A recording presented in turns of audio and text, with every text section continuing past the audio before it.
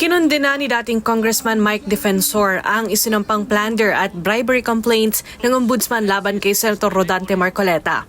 Kaugnay ito sa umano'y 75 million pesos campaign donations noong 2025, kung saan kabilang si Defensor at dalawa pang individual sa mga inireklamong campaign donors. Ayon kay Defensor, wala siyang hininging kapalit sa kanyang donasyon. Hindi ko alam paano nila nagawa yung pilipit na yun, na yung contribution naging plunder. Wala ka namang kapalit na hinihingi, hindi naman nakaw. Hindi pera ng gobyerno yun na ninakaw.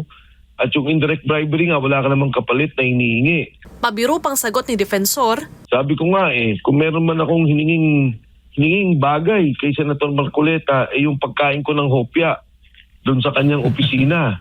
Pero bukod doon, hindi ko makita talaga paano nilang nadikit-dikit yung kwentong yun at ilabas ang plunder laban kay Senator Marcoleta na yun, damay din kami.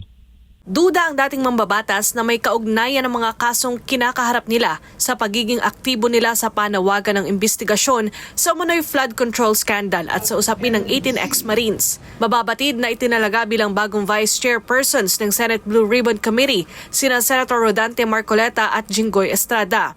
Nauna nang sinabi ni Marcoleta na hindi siya mapapatahimik sa kabila ng banta ng pagpapakulong sa kanya at handa niyang sagutin ang mga reklamong isinampa laban sa kanya sa tamang forum. Ang nagiging modus operandi, pag nagsalita ka sa administrasyon, nagalit ka at nagsabi ka tungkol dito sa nangyaring korupsyon, kulong ka na.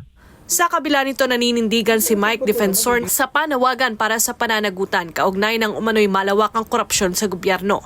Sa ngayon, naharap sa precautionary hold departure order sina Senator Marcoleta, Defensor at dalawa pang individual. Ayon kay Defensor, wala naman siyang balak bumiyahe palabas ng bansa.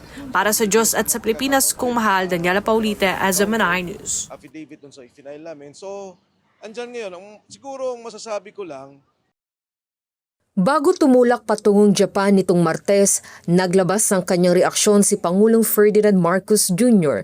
kaugnay ng kontrobersyal na pahayag ng kanyang kapatid na si Senadora Amy Marcos kaugnay ng aligasyong walang mangyayaring halalan sa 2028. Sir, statement of the no-L? Your sister said that you wanted a no-election scenario. I wanted a no election scenario. Allegedly, sir. Dinepensahan naman ni Palace Press Officer Undersecretary Claire Castro na laging sumusunod anya sa batas ang Pangulo, kabilang na ang mga umiiral na batas kaugnay ng halalan sa 2028. Unang-una, ang Pangulo, yung pa natin sinabi, lagi yan sumusunod sa batas. Due process, kung ano man ang tungkol sa batas, hindi yan lumalabag sa batas. Meron tayong batas patungkol sa susunod na eleksyon, 2028. So, nakakasiguro tayo na ang Pangulo ay susunod sa batas. Naniniwala rin ang palace official na may ibang motibo sa likod ng pagpapalutang ng issue. Layon umano nitong takpan ang mas matitinding usapin sa bansa ngayon, partikular na ang nalalapit na impeachment trial at ang naganap na kaguluhan sa Senado. Sa ating tingin, sa ating pagkakaintindi rito, ito ay para matakpan, matabunan ang totoong issue. Nalalapit na po yung impeachment trial.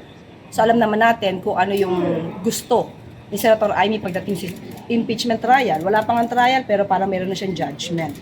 And at the same time, para mapagtakpan kung ano nangyari talaga sa Senado. Diversionary tactic. The way I see it, yes, oo. Diversionary tactic. Samantala, maliban sa palasyo, nagkaisa rin ang mga senador sa pagbasura sa naturang issue. Sa magkakahiwalay na pahayag ng liderato at mga miyembro ng Senado, tiniyak nilang walang anumang plano o paghahanda para sa no-L scenario o charter change para sa term extension. Iginiit ng mga mambabatas na tuloy ang halalan sa 2028 at hindi papayagan ng institusyon ang anumang hakbang na lalabag sa konstitusyon. Para sa Diyos at sa Pilipinas kung mahal. Ito si Ina Mortel, SMNA News. Sa likod ng world-class na serbisyo ng Adora Magic City Cruise Ship na nakabase sa Shanghai, China, makikita ang malaking ambag ng mga Pilipino mula sa food and beverage, housekeeping, medical services hanggang sa iba't ibang pangunahing departamento ng barko. Pansin-pansin ang presensya ng mga Pinoy na patuloy na nagbibigay ng dekalibring serbisyo sa mga pasahero mula sa iba't ibang panig ng mundo. Particularly with this vessel, I think majority are Filipinos, di ba? Kung di ako nagkakamali, mga about 68% are Filipinos. Doon natin nakikita kung gaano kagaling at kasipag ang mga Pilipino, di ba? Talagang in terms of service sa restaurants, lahat. Talagang makikita mo na sobrang angat na angat sila. Ayon kay Edward De Los Santos Jr., restaurant manager ng Adora Magic City, hindi lamang rank and file positions ang hawak ng mga Pilipino, kundi maging mga managerial at leadership roles sa barko. We are actually leading most of the operation. Actually sa hotel department, the restaurant, of course, ako nandito na, executive chef. Yung mga people working, doing the work, the assistant na mga pinaka-boss, sila yung nandyan din. Marami tayong Pilipino dyan. Housekeeping, yung doctor natin, mga nurses natin, Filipinos. Kahit sa deck and engine, right?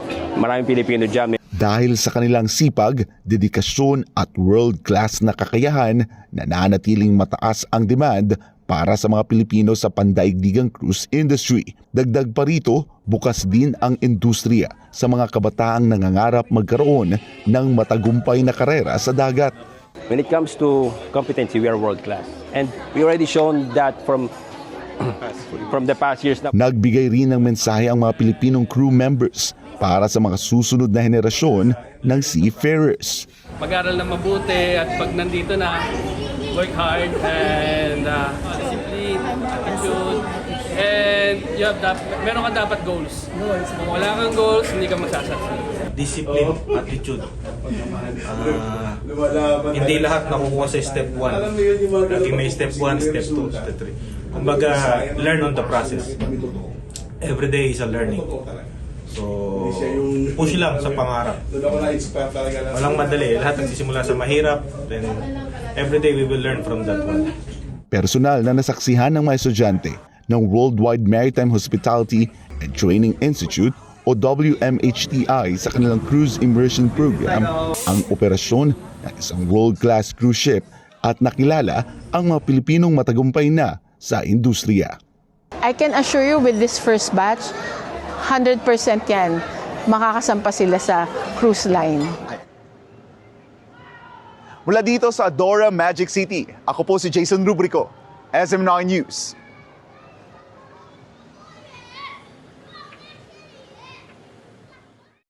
Binigyang diin ni Attorney Jamie Bondoc na handa silang tumalima sa anumang kahilingan ng gobyerno at magsumite ng formal na sagot kaugnay ng kinakaharap na isyu ni Senator Bato de la Rosa.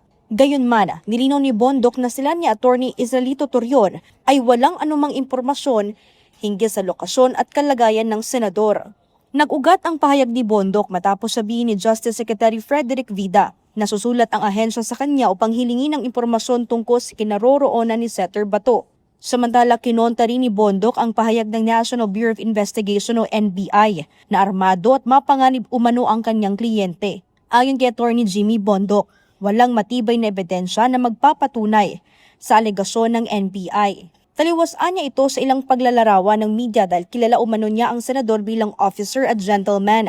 Sinabi rin ni Attorney Bondoc na sadya nilang iniiwasang malaman ang lokasyon ng kanilang kliyente upang magampanan nila ang kanilang tungkulin bilang mga abogado nang walang impluwensya ng politika at mas makapag-focus sa legal na aspeto ng kaso. Nirerespeto naman ni Bondoc ang pamahalaan at tiniyak ang patuloy nilang pakikipagtulungan habang hinihintay ang magiging paglilinaw ng Korte Suprema sa mga usaping legal na kaugnay ng kaso ni Senator Bato. Matatandang umalis si Senator Bato sa Senado noong May 14, isang araw matapos ang naiulat na insidente ng putukan noong May 13. Nangyari ito sa kabila ng pagkakalagay sa senador sa ilalim ng protective custody. Nauna na ring iginit ng kampo ng depensa na handa si De La Rosa na humarap sa namang legal na proseso basta manggagaling sa isang lokal na hukuman sa Pilipinas ang warrant. Ito'y kaugnay ng inilabas na warrant ng International Criminal Court laban sa kanya dahil sa crimes against humanity. Para sa Diyos at sa Pilipinas kung mahal, ito si Sheena Torno, SM9 News.